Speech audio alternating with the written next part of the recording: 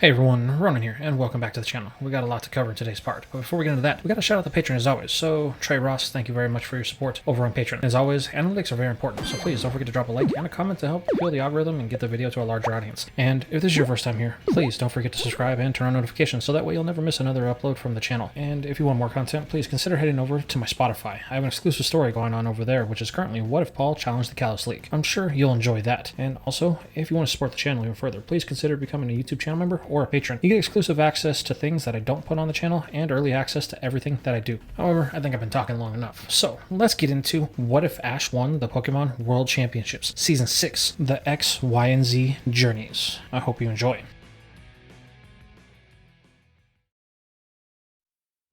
In the time of great calamity, when nature itself clashed and the world was on the brink of destruction, the threat was not just domestic, as from the stars. The anomaly we call the Millennium Comet, a powerful force formed by the cosmos and creation itself, was once again in the skies of our home planet. As routine, the eternal miracle of Jirachi was once again awakened to gather the energies the world needed for this now symbiotic relationship that the planet shared with the stars above. However, the powers of Groudon and Kyogre in their primal forms pulled at the comet, forcing sizable chunks of it to break away. While not the same in mass as the Eternal Prison, these two pieces were still big enough to be considered by modern-day scientists to what they would call a planet buster. Meteors big enough to end all life as we knew it. However, luck would have it we would be spared this fate, as the two celestial bodies seemed destined to only pass us by on a 1,000-year orbit of our solar system, only visiting us as a brief streak across our night skies. Time passed us by, millennia coming and going in the blink of an eye. The world moved forward with both Pokemon and man. However, humans and their thirst for power and vengeance had other plans for the fate that we were spared. Wars were waged, land and resources conquered by those who had the power to do so. No one was safe,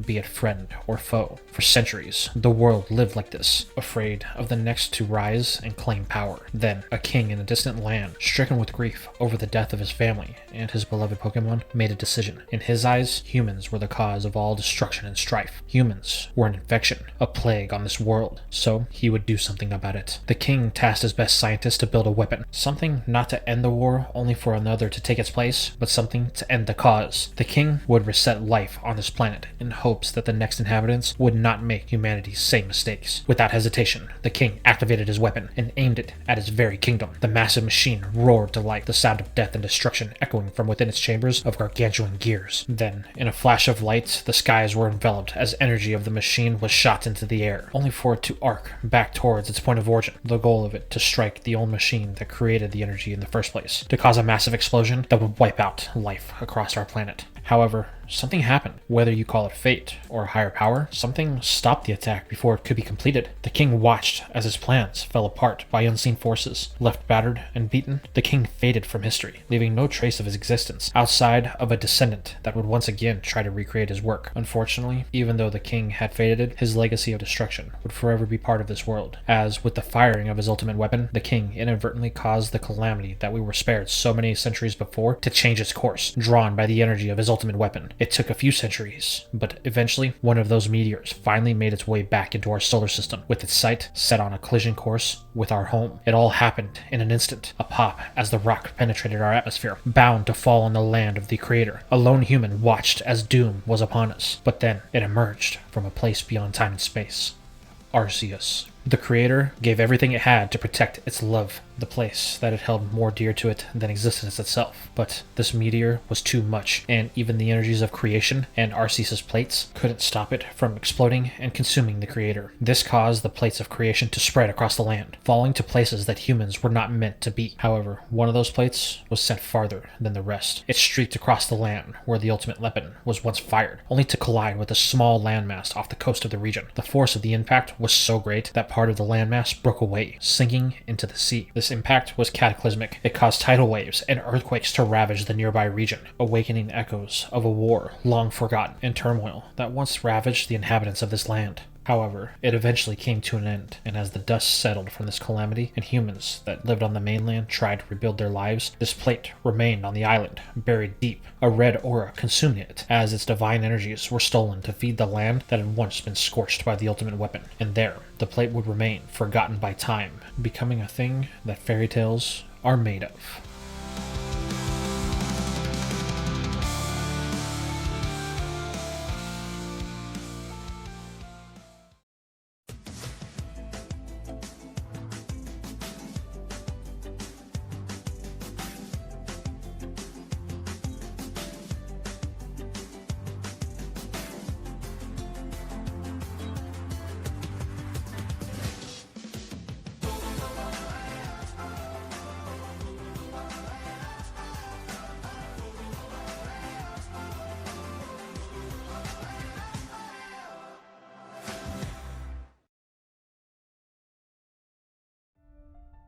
The salty breeze of Vermillion's harbor greets Ash and Go as they step off the boat from the Alola region. The familiar scent of the sea mixing with the distant hum of city life. The port city buzzes with activity, sailors unloading cargo, trainers rushing to their Pokemon battles, and Wingulls crying overhead as they swoop down to snatch scraps of food. But neither Ash nor Go has time to take in the sights. They promise to meet Chloe, and they're already late. Man, we really kept her waiting, huh? Go says, rubbing the back of his neck nervously as they hurry through the credit streets. Ash grins, adjusting his cap. Hey, it's not like we meant to take this long. A lot happened. Go sighs. Yeah, but you know how Chloe gets. She's gonna yell at us for sure. Sure enough, when they reach the gates of Chloe's school, they find her standing with her arms crossed, her foot tapping impatiently. Evie sits at her feet, its ears twitching as it spots them. Finally, Chloe huffs, her voice sharp enough to make both of them wince. You two have any idea how long I've been waiting? I thought you were just going to Alola for a quick visit, not disappearing off the face of the planet. Ash holds up his hands in defense. Whoa, Chloe, it wasn't that simple. We had to go to Ultra Space again, and we had to go check out all of the islands as well. Go jumps in, nodding repeatedly, and Ash had to defend his title as Alola's champion, but then Melmetal went on another rampage and destroyed part of Manalo Stadium. Chloe's stern expression falters, her eyes widening slightly as she processes their words. Wait, Melmetal? Like when it went crazy before? Yeah, it took forever to calm it down, Ash admits, scratching his head, but everything's alright now. Chloe exhales, her shoulders relaxing. Evie chirps and nuzzles at her leg, as if sensing her frustration easing. Well, I guess if it was that crazy, then I can't really blame you. A small smirk tugs at her lips. Besides, someone had to keep studying while you two were off having adventures, and thanks to Evie's help, I aced all of my exams. See, everything worked out, Go says, as Ash nods enthusiastically before his expression turns serious. Actually, we can't stay long. We gotta head north again. Chloe blinks. What? You just got back. I was finally going to go home to see my mom and dad. Her voice raises in disbelief. Do you have any idea how long it's been since I've had a home-cooked meal or slept in my own bed? Go winces at this. I know, but this is important. It's about Lucario. This statement catches her attention. Lucario? Yeah, Ash says, his voice low with determination. We need to go to the castle that Sir Aaron used to call home. Chloe's irritation vanishes in an instant, her eyes sparkling with a sudden intrigue. Castle? Like a real castle? With a queen and everything? Go chuckles. Yep, a real queen lives there. For a moment, Chloe is silent. Then without hesitation, she spins on her heels and marches forward. Well, what are we waiting for? Let's go. Ash and Go exchange amused glances before jogging after her. Hold up, Chloe, Ash laughs. You're not gonna say goodbye to your school? She waves a hand dismissively. They'll survive without me. But a castle with a queen? No way, I'm missing that. And with that, the trio sets off through Vermillion City, their paths leading northward, toward adventure, mystery, and a destiny intertwined with the aura of a noble Pokemon. The vibrant streets of Vermillion continue to buzz with energy, as Ash, Go, and Chloe continue to stroll past bustling shops and cheerful trainers. The salty sea breeze mixes with the aroma of freshly cooked meals, and the distant cries of Wingull fill the air. But their casual walks come to an abrupt halt, when a sudden electrifying broadcast blares from a nearby television screen mounted outside of a Pokemart. Attention trainers, the clock is ticking. Only 60 days remain until the start of the World Coronation Series Top 32. Competitors, prepare yourselves for the battles of a lifetime. Ash's eyes widen in sheer panic. No way! I totally lost track of time, he exclaims, gripping the brim of his cap. I forgot all about it. I've got to get my rank up now. Without hesitation, Ash whips out his Rotom phone and triggers a coordination battle request. Almost instantly, a match is found. His opponent is close by. Ash, slow down, Chloe calls as he takes off in a sprint. Go barely keeping up pace behind her. You don't even know who you're battling yet, but Ash doesn't stop until he reaches the open battle arena at the heart of the city, where a crowd has already begun to gather. Standing confidently on the opposite side of the field is a sharp-eyed trainer with an air of arrogance. A smirk plays on his lips as he crosses his arms. Well, if it isn't Ash Ketchum, the trainer says, his voice dripping with smug amusement. Cedric Kobe was wondering when our paths would cross again. Ash stiffens a bit. He recognizes that voice, that name. This is the trainer that had once abandoned Gengar, leaving the ghost type to rot in that old house. The memory burns in Ash's mind, but he clenches his fists, forcing himself to stay composed. Go's eyes narrow. Wait, this is the guy who ditched Gengar. What's his deal? Cedric chuckles, waving a hand dismissively. Cedric Kobe has come a long way since those days. Ranked 42 in the World Coronation Series. Not bad, huh? He tilts his head mockingly. Tell me, Ash, did you ever find that pathetic hunter? Not that it matters. That thing was useless in battles, always preferring to pull pranks than actually get in a win. A flicker of anger surges through Ash, but he exhales slowly, meeting Cedric's gaze with steely determination. We'll let our Pokemon do the talking, he says firmly. The Rotom referee buzzes between the two of them, its screen flashing excitedly. This will be a 2-on-2 battle. No time limits. Trainers, send out your first Pokemon. Cedric smirks, twirling a luxury ball between its fingers. Cedric Kobe hopes you're ready to lose. The battlefield crackles with tension as the two trainers lock eyes, one fueled by vengeance and the other by arrogance. The Rotom ref rings out his voice. Battle begin. With the crowd in the background roaring in anticipation, the two trainers don't hesitate in sending in their first choices. For Ash, he calls upon Lucario, while Cedric chooses to match the typing with his own super heavyweight, Hariyama. Then Cedric grins, tugging at a Dynamax band on his wrists. Cedric Kobe doesn't waste time. Ash, prepare to witness true power, he says, fully aware of the boy's champion status of Alola. Before Ash can respond, Cedric activates his Dynamax transformation, and Hariyama swells into a towering behemoth, the ground trembling beneath its massive feet, demonstrating that the Dynamax pills have caught on in popularity all the way here in the Kanto region, just a few weeks after Rose made their announcement. Ash narrows his eyes, undeterred. Lucario stays sharp. Use workup while it's transforming. Lucario braces itself, muscles tensing as its attack and special attack rise, red and blue energy swirling around it. Cedric laughs. Too slow. Max Knuckle now. Hariyama's colossal fist ignites with fighting energy and slams down. Lucario tries to dodge, but the sheer size of the attack clips it, sending it skidding backwards. The super effective attack causing a flinch. Ash grits his teeth. Hang in there. Keep boosting. Lucario shakes off the pain. Another workup amplifying its power even further. Cedric scoffs. Cedric Kobe doesn't need tricks. Max Rockfall. The sky darkens as jagged boulders materialize and crash towards Lucario. Ash reacts instantly.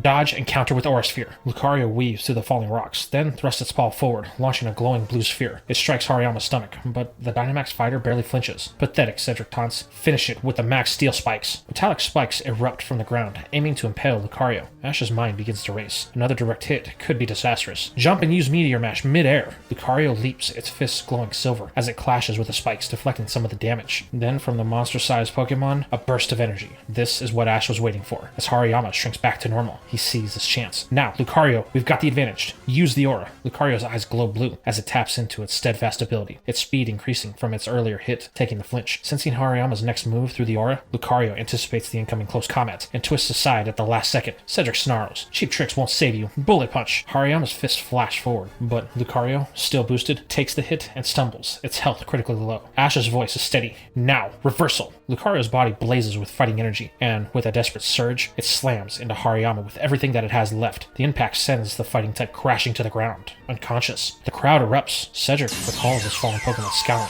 Cedric Kobe underestimated you, but this isn't over. Ash smiles, returning Lucario with a nod. You did great. Rest up.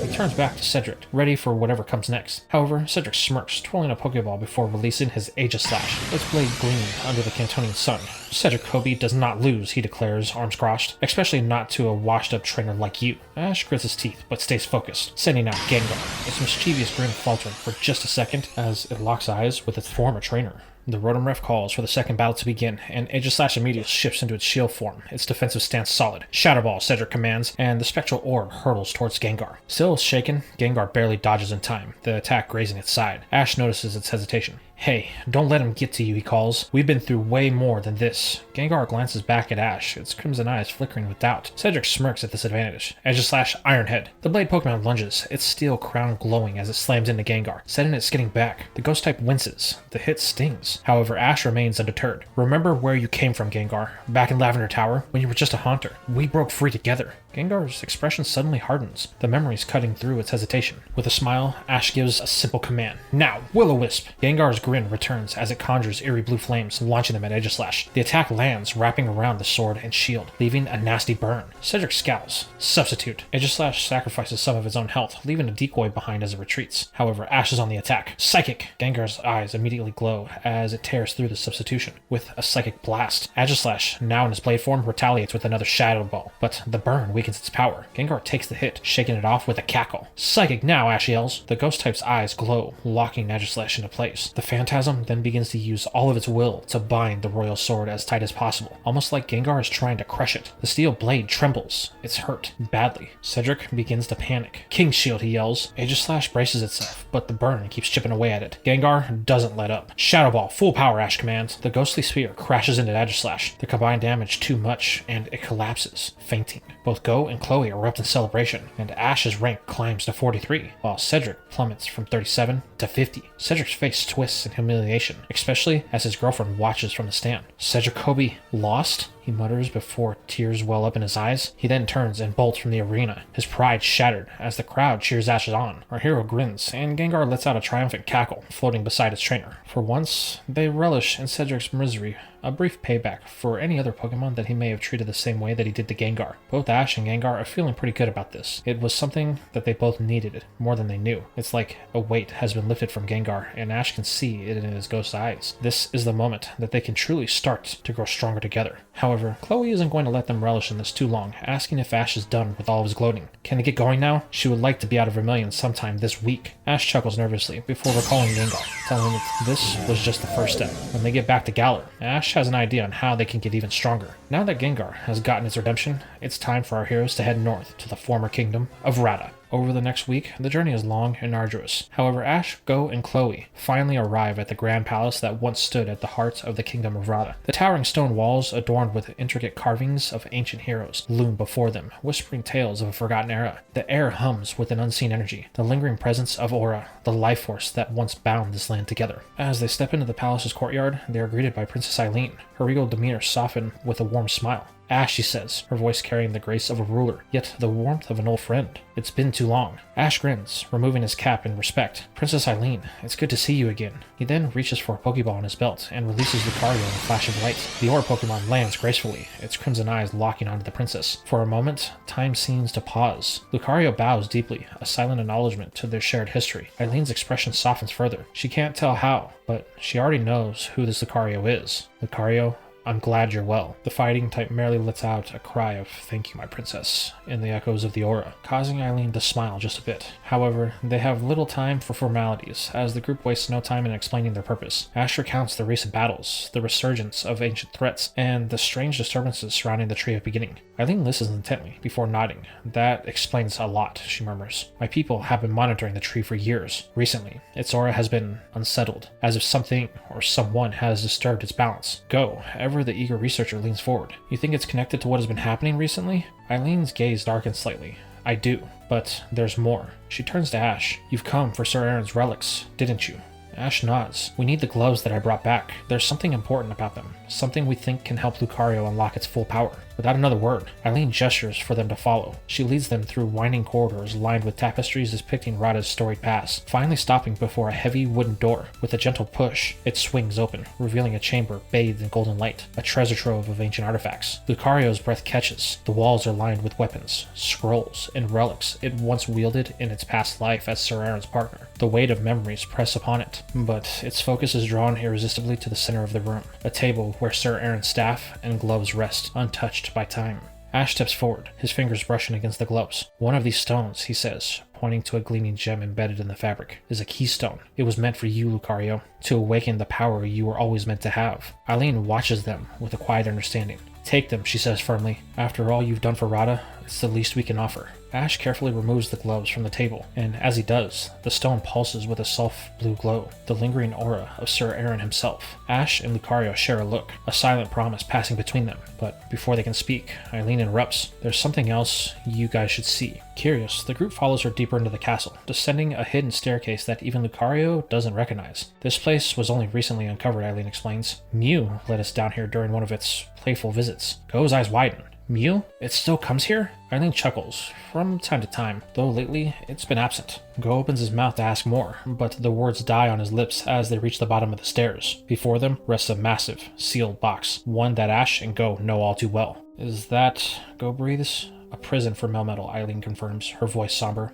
It was sealed here long ago, out of fear. The legend says it was a weapon wielded by the army that once threatened Rata, the same army that cost Sir Aaron his life. She turns to them, her voice resolute. Take it. I don't want it hidden in these halls any longer. Perhaps your Professor Cerise can uncover its secrets and prevent it from becoming a weapon once again. The team exchanges glances before nodding. Ash gestures to Lucario, who steps forward, closing its eyes as it reaches out with its aura senses. After a tense moment, Lucario nods. There is life within, but it sleeps. They can move it safely. With that, they carefully lift the ancient container, its metal cold and heavy in their hands. With some assistance from the palace help, they are able to secure the box onto a small wagon to make the transport back to Vermillion easier. Then, with their final goodbyes, Lucario and Ash both bow to Princess Eileen and take one last look at the picture of Sir Aaron on the palace wall, them both knowing that the weight of this box is more than just material. The group then departs from the castle, only for a shadow to catch the corner of Go's eye, causing him to look twice as they exit the castle grounds, bound for southern Kanto. However, Go knows that they don't have time for this, whether it was just a shadow or something more, so they continue forward. But this time, there's going to be a slight detour in their journey,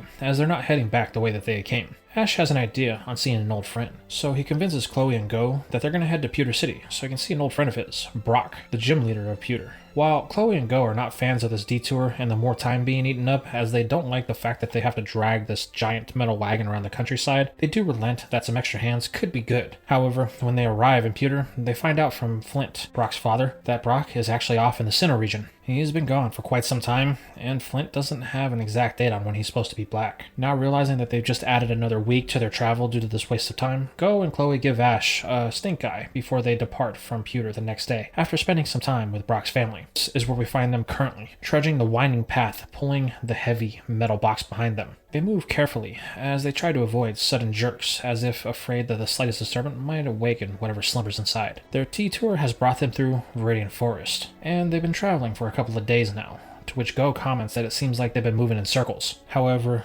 from the random signals that they can get on their Rotom phone, they can tell that they're nearing the southern edge of the forest. Ash, however, slows, his brow furrowing. The dense trees and the rustling leaves, something about this place prickles his memory. He scans the shadows, unease creeping up his spine. Guys, doesn't this part seem a little bit weird to you? Like it's familiar? He mutters in a low voice. Weird how, Chloe says, as Go comments that, yeah, it does look familiar. We've been going in circles. I don't know. It's like we've been here before. But not in a good way, Ash says. Go scoffs, rolling his eyes, as he leans casually against a nearby tree. Relax, Ash. It's just a forest. What's the worst that could? Then a sharp crack interrupts him as the bark beneath his shoulder shifts. Go yelps, jumping back, just as the tree's surface splits open, revealing a Kakuna clinging to the trunk. Before anyone can react, the cocoon begins to glow, its evolution imminent. Guys, Go stammers. The light bursts, and in its place, a ferocious Beedrill emerges, buzzing aggressively. Then another, and another. Within seconds, the air is filled with the furious hum of wings as a swarm of Beedrill surround them, stingers glinting in the dappled sunlight. Okay, now it feels familiar, Ash mutters, stepping back slowly. Chloe pales. We should probably run. They bolt, the wagon jostling violently behind them as Pikachu leaps onto Ash's shoulder. Pikachu Thunderbolt, Ash commands. The electric blast rips through the air, striking several Beedrill, but instead of fleeing, the swarm only grows angrier, their buzzing turning into a deafening roar. The trio sprints, branches whipping across their arms, the wagon bouncing wildly until crash! The wagon tips, the metal box slamming into the dirt with a heavy thud. The three skid to a stop, hearts pounding. We can't leave it, Go yells. Grabbing one side of the box, Ash and Chloe scramble to help, but the weight is immense, their fingers slipping against the smooth surface. As the Beedrill close in, stingers poise, Go fumbles for the ball of Cinderace. Cinderace, we need! But before he can finish, a soft swoosh fills the air. A cloud of shimmering powder drifts down from the trees, settling over the swarm. One by one, the Beedrill's wings slow, their furious buzzing fading as they slump to the ground, fast asleep. Ash's breath catches. A Butterfree then flutters gracefully into view, its wings casting delicate shadows over the forest floor. The sight sends a jolt through him, memories of his own Butterfree, of a battle long ago. Just like old times, isn't it? A voice rings out, smooth and amused. From the trees steps a young man clad in samurai armor, his Butterfree circling back to perch on his shoulder. Ash blinks, recognition flickering, but not quite igniting. Long time no see, Ash, the stranger smirks. Tell me, do you always find trouble in the middle of a forest, or were you just walking down memory lane? Ash stands, dusting himself off as Chloe and Go finally heave the metal box back onto the wagon. He studies the newcomer, sharp eyes, confident stance, a Butterfree at his side, but the name won't come. Do I know you? The samurai's grin drops. His eyes twitch. You can't be serious. Ash scratches his head. Sorry, man. You seem familiar, but the samurai's face darkens. You battled me, Metapod against Metapod. The clash of our lives. Go and Chloe exchange a glance. That doesn't sound like a battle, Chloe says slowly. Yeah, more like a stubbornness contest, Go adds. Ash's eyes suddenly light up. Wait, Samurai? The guy with the Metapod. Samurai throws his hands up. Yes, finally. But then his shoulders slump. Though I guess I shouldn't be surprised. To you, I was just a footnote. But to me, his voice hardens, fist clenching, I've trained every day since then. I won't let you forget me again. He then thrusts a finger forward. Battle me, Ash, 2-on-2. No gimmicks, no fancy rules. Just a real Pokemon battle. Ash blinks. Wait, you don't want a coronation battle? Oh, what? Samurai scowls? I don't know what that is. And I don't care. I want a battle, the way it's supposed to be. Realization dawns on Chloe and Go. You've really been living out here this whole time, haven't you? Chloe asks, equal parts fascinated and disturbed. The forest is my dojo, Samurai declares. Now Ash, will you battle me or not? A grin splits Ash's face. It's been too long since he's had a battle like this. Raw, unfiltered, just two trainers and their Pokemon, with no stakes. You're on, he says. Samurai's eyes blaze with determination. This time, he'll make sure Ash never forgets him again. As the sun filters through the dense forest canopy, Ash and Samurai square off, their Pokemon ready for battle. Ash calls upon his Ponyta as it emerges from its ball. It prances excitedly, its shimmering mane glowing with psychic energy, while Samurai's Butterfree hovers gracefully, its wings fluttering with quiet confidence. A Ponyta. Ha! Fire types don't stand a chance against my Butterfree, Samurai declares, smirking. Ash grins, shaking his head. This isn't just any Ponyta. It's a psychic type from Galar. Samurai's eyes widen, but before he can react, he thrusts his hand out. Butterfree, sleep powder. Butterfree flaps its wings, releasing a shimmering cloud of drowsy dust towards Ponyta. Ponyta, Psybeam, redirected, Ash commands. The horse's mane glows pink, and with a playful flick of its head, the Psybeam slices through the air, twisting the sleep powder back towards Butterfree. The dust settles over the bug type, and its wings slow as it wobbles midair before drifting to the ground, fast asleep. Samurai grits his teeth. No fair! Butterfree, wake up! Ponyta, meanwhile, is having the time of its life, kicking up its heels and snorting eagerly. It dashes forward, its hooves glowing with energy. Double kick, Ash calls. Ponyta leaps, striking Butterfree twice before landing lightly, tossing its mane with delight. Samurai bites his lip. Butterfree, bug buzz. The drowsy Butterfree stirs just enough to emit a piercing sound wave, the vibrations rippling through Ponyta. The psychic type stumbles back, shaking its head. Bug moves are super effective. Ash counters quickly though. Stomp once again. Ponyta's hooves slam into Butterfree, sending a shockwave through the bug that knocks Butterfree off balance. However, Samurai refuses to take this as the end of the battle, preparing for another counterattack before Butterfree finally falls to the sleep powder. However, just as Samurai opens his mouth to issue another command, a loud rustling erupts from the trees. A swarm of flying wild Pokemon descend upon them, their cries sharp and aggressive. What's going on? Chloe yelps, ducking as one of them swoops overhead. They're attacking us, Ghost shouts, shielding his head. The swarm doesn't discriminate. Butterfree is struck by a barrage of wing attacks, knocking it out instantly, while Ponyta is swarmed by many more of them taking pecks and wing attacks before collapsing. Ash recalls his fainted Pokemon, his heart pounding. We need to get out of here now, Samurai yells, gathering his unconscious Butterfree. The group then turns and bolts through the forest, the enraged flock in hot pursuit. Ash glances back, fear gripping them. Why are they after us, he says, as Go and Chloe struggle to pull the wagon behind them. No one has an answer for this. Only the forest's ominous rustling replies as they flee into the unknown. But suddenly the air fills with the furious beatings of wings as a dark cloud descends upon Ash, Go, Chloe, and Samurai. A massive swarm of Sparrow joins the flock that attacked them in the beginning, their sharp eyes cutting through the forest like knives. What the? Go yelps, shielding his face from the birds as they dive bomb him. Pikachu, Thunderbolt, Ash commands, but before Pikachu can even spark, a dozen Sparrows slam into him, pecking and scratching relentlessly. The attack fizzles out before it even begins, forcing the group to stop as the Melmetal wagon veers off course and into some bushes. We need backup, Chloe says, reaching for a Pokeball, but the moment her fingers brush against the capsule, a Spearow snatches it up from her grip with a triumphant screech. The same happens to Ash, Go, and Samurai, their Pokeballs ripped away before they can call for any help. Now, only Pikachu remains standing against the overwhelming flock.